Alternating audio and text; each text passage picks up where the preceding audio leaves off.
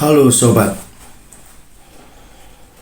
sekarang ini sedang ramai dibicarakan mengenai kenapa kok investor sampai sekarang masih malas untuk masuk ke IKN. Padahal pemerintah sudah menjanjikan banyak hal yang berpotensi mendatangkan keuntungan besar bagi mereka. Tentu saja salah satu yang diandalkan oleh pemerintah adalah peluang untuk berbisnis. Dan yang kedua adalah peluang untuk memperoleh keuntungan sangat besar karena mereka bisa menikmati hak guna bangunan sampai 160 tahun. Plus fasilitas-fasilitas pajak yang menggiurkan.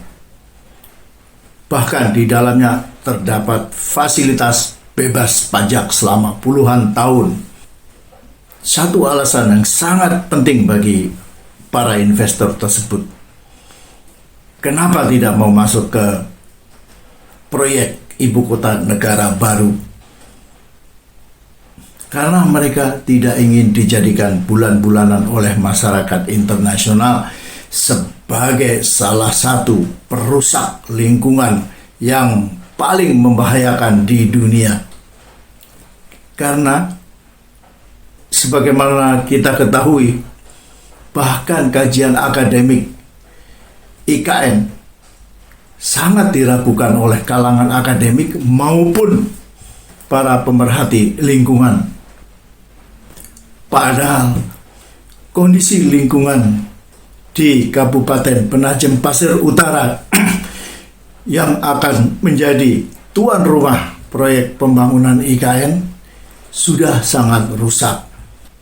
Apa yang terjadi di kawasan Penajem Pasir Utara ini sesungguhnya merupakan gambaran dari situasi lingkungan di Kalimantan secara keseluruhan yang mengalami berbagai macam kerusakan parah di sana sini. Sehingga ketika musim hujan datang terjadi banjir di berbagai tempat. Dan ketika musim kemarau datang, sungai-sungai mengalami penyusutan yang sangat ekstrim. Penyebab utama dari malapetaka ini adalah pemberian konsesi secara jor-joran oleh pemerintah pusat maupun pemerintah daerah, sehingga banyak hutan dibabat begitu saja untuk kepentingan pribadi. Kalimantan Timur yang menjadi bagian sangat penting bagi Kalimantan dan tuan rumah IKN bukanlah pengecualian. Terjadi kerusakan parah lingkungan di sana. Bahkan pada bulan Maret lalu terjadi banjir sangat besar di wilayah Sangatta. Menurut Badan Penanggulangan Bencana Daerah BPBD, banjir tersebut adalah yang terbesar dalam 20 tahun terakhir. Bagaimana buruknya pengelolaan lingkungan di wilayah ini? Pemerintah daerah memiliki catatan yang sangat jelas. Menurut Dinas Energi dan Sumber Daya Mineral pemerintah daerah Kaltim, pada tahun 2018 terdapat izin tambang di wilayahnya telah mencapai 5,13 juta hektar atau setara dengan 40,39% luas daratan Kalimantan Timur. Sedangkan menurut catatan Dinas Perkebunan Kalimantan Timur, total konsesi mencapai 375 dengan luas 3,1 juta hektar atau setara dengan 23,62% dari total daratan Kalimantan Timur.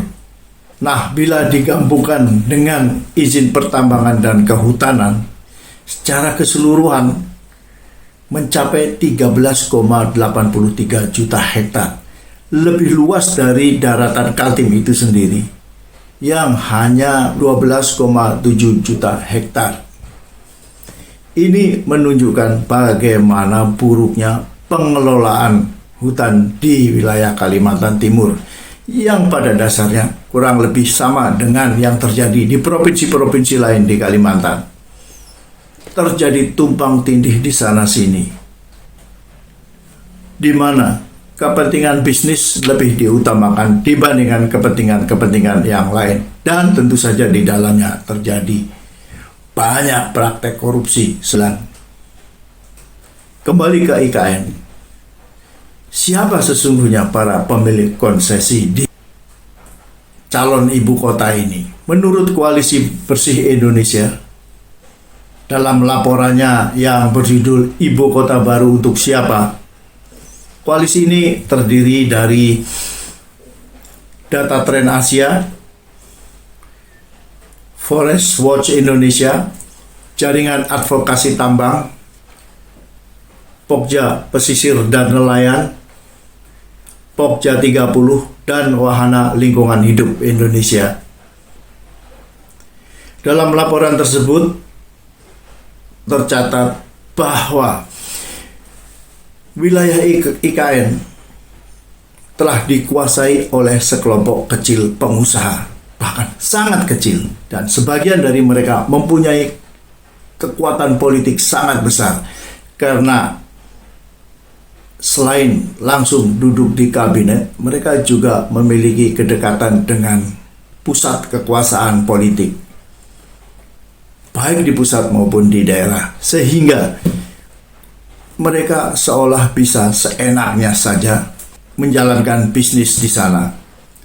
Di antara pemain besar di sana adalah Sukanto Tanoto dari April Group, dan ada Hasim Joyo Hadipusumo yang merupakan adik kandung dari Menteri Pertahanan Keamanan Prabowo Subianto, dan Menko Marinvest Luhut Binsar Panjaitan yang memiliki konsesi untuk perkebunan sawit, tambang batu bara, dan pembangkit listrik. Selain itu juga tercatat nama Yusril Ihsa Mahendra, seorang pengacara dan politisi yang juga memiliki hubungan atau kedekatan dengan pusat kekuasaan. Para pemilik konsesi tersebut juga meninggalkan lebih dari 100 lubang tambang yang ditinggalkan begitu saja, yang seharusnya menjadi tanggung jawab mereka untuk melakukan reklamasi sesuai perjanjian yang telah mereka tanda tangani dengan pemerintah. Khusus untuk perusahaan milik Luhut Panjaitan, menurut laporan Koalisi Indonesia Bersih, itu meninggalkan sekitar 50 lubang tambang. Maka tak heran kalau para investor malas datang ke sana, karena mereka juga akan dibebani untuk melakukan penghutanan kembali hutan-hutan yang telah diubah menjadi perkebunan oleh para pemilik konsesi, atau diubah menjadi tambang-tambang batu bara atau proyek-proyek yang lain seperti pembangkit listrik swasta.